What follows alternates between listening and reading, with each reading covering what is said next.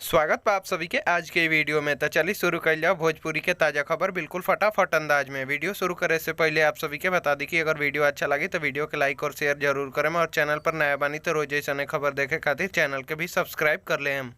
पहिल का खबर निकल के आ रहा बा भोजपुरी के चॉकलेटी स्टार अभिनेता अरविंद अकेला कल्लू के ओर से, जिनकर गाना दिल तोड़ के पगली हंसती है full audio song lovely music world के ऑफिशियल यूट्यूब चैनल पर रिलीज कर देहल गइल बा, जौना कि आप सभी चाहें तो जाके सुन सकतानी।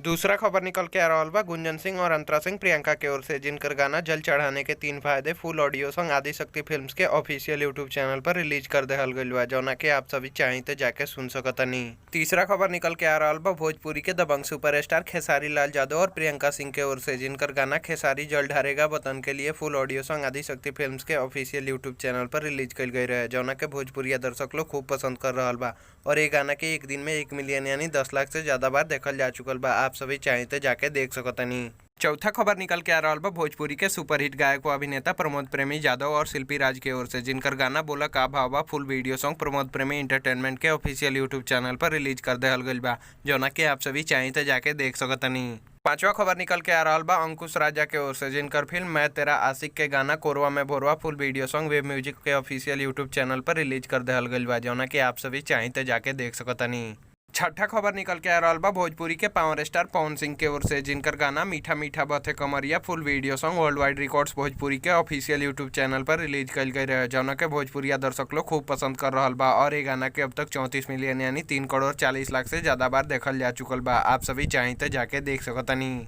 सातवां खबर निकल के आ रहा बा भोजपुरी अभिनेता यश मिश्रा के ओर से, जिनकर फिल्म लालटेन के डबिंग के काम शुरू हो चुकल बा और एक ट्रेलर आप सभी के बीच में जल्द ही रिलीज कल जाए, जौना के कुछ तस्वीर आप लोग स्क्रीन पर देख सकतनी।